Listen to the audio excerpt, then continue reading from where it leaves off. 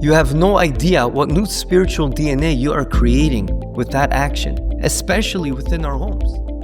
Welcome to Prism of Torah with Rebbe Saf Aaron Prisman, engaging Divrei Torah, packed with stories and practical insights. Find us wherever you get your podcasts or at prismoftorah.org.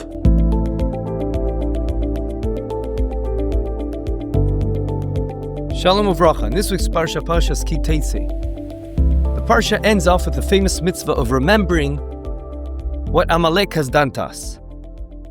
It describes Amalek asher kolcha baderech. That's what they did for us. According to one of the Perushim in Rashi, kolcha comes from the lashon kar. They cooled us down. They cooled the environment down. What does that mean? And why is it so important to understand? And why is there a big mitzvah to remember what Amalek has done? As we know, the end of the Parsha tells us, because of what they did to us, that they tried to get rid of us, we have to remember what they did to us, and we have to limchot et zecher Amalek. We have to wipe out the remembrance of Amalek. Question number one is, why is this only about Amalek? There's other nations that tried to get rid of us. Why is there a unique mitzvah to remember what Amalek has done to us?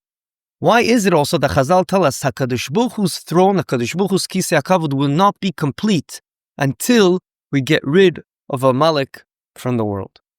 Chaim Shmulevitz brings down a fascinating Gemara in Sanhedrin, Tzadi Tes Amud Beis 99b, the Gemara explains how Amalek came about. And it tells us the following. First, he tells us that what he's about to explain to us, the Gemara, is actually, Amalek is, all the evil in the world stems from him, from Amalek, and the effect of cooling down, which we're going to explain. And what happened? There was a princess called Timnah, who desperately wanted to convert to Yiddishkeit. So she approached the Avos, Avraham, Yitzchak, and Yankov, but they rejected her. Why? Obviously, it must be they felt in Ruach HaKodesh, they saw she wasn't fitting to join the Jewish people and to be under Kanfei HaShechina. So what she did, second best, consolation prize, she went to Eliphaz, who is the son of Esav, and she said, better to be a servant to this nation than a princess to another. And she said, okay, I'll take this consolation prize. From this union of Timnah and Eliphaz came Amalek, who, as we know, continues to torment the Jewish people for generations, and the fact they are in the world, Amalek, is the source of all evil, and also we're going to explain soon why it diminishes from Kvod Shamayim, and Hashem's throne is not complete until we get rid of them. So the Gemara asks, so why? Why is it that Amalek came about? And the Gemara answers, because the way, and of course we have to say on the level of the Avos, the way they rejected her was a bit of a problem, was a bit of an issue, which ended up having the ripple effect of Amalek being created. Reb Chaim Shmulevitz, in his Geoinus, in his wisdom, gives us a deeper understanding of what happened here. The action that the Avos did to her was a cooling off action. She was all heated up, excited to be part of the Jewish people, and the way they rejected her cooled her down, and she wasn't as excited anymore to connect to Yiras Shamayim, to the fear of Hashem. This embedded within her a new spiritual DNA that she passed on to her offspring, Amalek. And that is what Amalek is all about. The cooling down, asher kolcha baderech, according to that mahalach in Chazal, means that Amalek was willing to do anything they can. That was their whole essence of diminishing the fear of Hashem. Anything that was Yiras Shamayim, a heated atmosphere, a positive heat, like the fire of Torah, a heated environment of Yiras Shamayim, like the whole world witnessed when they heard about the 10 plagues, and then the climax came with Kriyas Yamsuf, the splitting of the sea. Everyone was excited. Chilu le'ada, everyone has the awe of fear.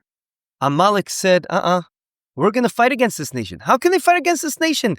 HaKadosh Baruch Hu was so obvious, was taking care of this nation. No, they didn't care, because their whole essence is to try to diminish the effect that the splitting of the sea had. And hence, they came from left field, from far out, just to fight Klal Yisrael. And the fact they came to fight, that in itself diminished the Shechina, diminished the Yirat Shamayim, the fear of Hashem in the world. Chazal bring down the mashal for this, that Rashi brings down. And it's like someone that knows the bath is steaming hot, but they still jump into it, as long as they can cool down the bath, even though they themselves get burnt. Rav Elchanan Wasserman says a scary thing. He says Amalek is not just a nation. There's Ruach Amalek. Some people have that Yetzer of Amalek within them, and they have to uproot it. It comes about when you see someone doing something that's a bit more religious. Instead of saying, wow, they're growing in their Yiddishkeit, they want to be more firm, more connected to Hashem, and we put them down, or even in our hearts, we're like, who does he think he is holier than thou? That's not an appropriate reaction. The appropriate reaction should be, wow, I'm so happy that HaKadosh Baruch Hu has such servants. That's incredible, because it's Mar Bekvod Shamayim. The takeaway I think we can take from here is, be careful and think twice before you act, because you have no idea what new spiritual DNA you are creating with that action, especially within our homes. It could go either way, positive and negative. I saw a nice perush about Moshe Rabbeinu being called Moshe, because Minamai Meshitiu, when Bas Paro took him out of the Nile, she did an act of chesed, and she wanted to help him out. And that had an effect on Moshe Rabbeinu, that he wanted to help his fellow brothers when he saw them in pain. Vayar b'sivlotam. He saw that they were in pain and he cared, because she embedded that spiritual DNA within him because of that action. My friend, Reb Chanuch David, my Chavusa, after I told him this idea, he said, oh, actually I know a Ramban and very similar. The Ramban says that the reason Ishmael, who we're dealing with till today, Ishmael, the Arabs, why they're always out to get us? That was because Sarah wanted to kick out Ishmael from the house, and Avram didn't stop her. She heard him and she pushed him out, and Avram didn't stop her. Of course, she had good reasoning. We know we're talking about the Avos and the Amos. But still, that had a ripple effect. That had a new spiritual DNA in Ishmael. And just like they kicked him out, he wanted to kick always Klal Yisrael out. Now, of course, HaKadosh Baruch Hu coordinated and to be mechazik us and to make us more united, etc., etc. But at the end of the day, this practical takeaway, our actions create a new spiritual DNA. We have to acknowledge that and use that for the positive. I would like to end off with a short story.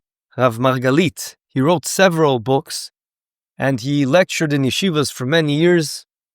He went through leukemia, and he explains to a lot of people all kinds of very interesting thoughts and concepts on how to grow in general, and specifically in Yiddishkeit.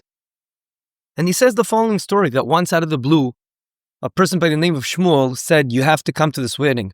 My friend Zevi is getting married in 2 weeks, and it's really important for you to come to this chasana. But Rav Margalit was invited to things all the time, and he didn't know if to go or not to go. Was there a proper invitation? The day of the wedding, he gets a call from Zevi. Zevi says to him, listen, do you remember me? He says, not really. I really want you to come to my chasana.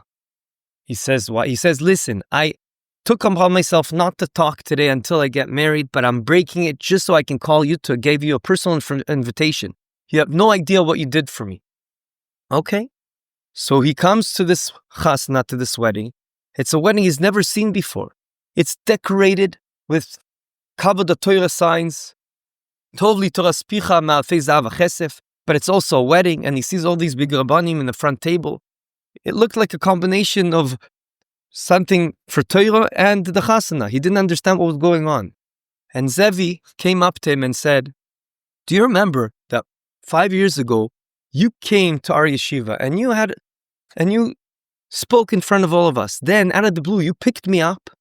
You picked on me to come to the stage, and you asked me, imagine you completed the shas by the time you get married. What would you do? Who would you invite? Would your parents come? Would your brothers come? I don't know if you remember this, but when you said, would your brothers come, everyone laughed it off because they all knew what happened to my brothers. They all went down in Yiddishkeit. They totally went off. So everyone was giggling. But you continued and you said, who are you going to invite? Which rabbis? Which friends? And you really got me going, and it affected me. And after that, from that moment, I said to myself, I'm taking upon myself to finish Shas by the time I get married. And Baruch Hashem, I did it. This chasana is a mitzvah of a chasana, and I'm doing a siyum now on all of Shas. And it's thanks to the action that you did to me, the way you put me on stage and got me thinking. It's all thanks to you. And that's why it was so important for me to invite you to this chasana. Rav Margalit wrote this in his latest book, and he explained, he took this idea, I'm taking this idea to show you the power of an action that one can have on a person, creating a new spiritual DNA. And you totally can be mechayim or chas v'shalom, also do the opposite. He took this story and showed the power of imagination, because he got him thinking, look at what's going to happen when you perform this action and you learn all of Shas. Yiratzon that will take this practical takeaway that Reb Chaim Shmulevitz explains to us and realize the incredible responsibility we have. And we should think twice before every action we take. Have a good Shabbos. This concludes another episode of the Prism of Torah. Thank you for tuning in today.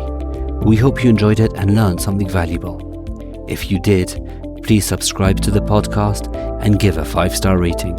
You can also find this podcast wherever you get your podcasts or our own website, prismoftorah.com, where we have a full archive of all our past episodes. We would like to thank Yona Vefa for the recording equipment and Eli Podcast Productions for handling all our post-podcast productions. Join us next week for another enlightening conversation on the Prism of Torah.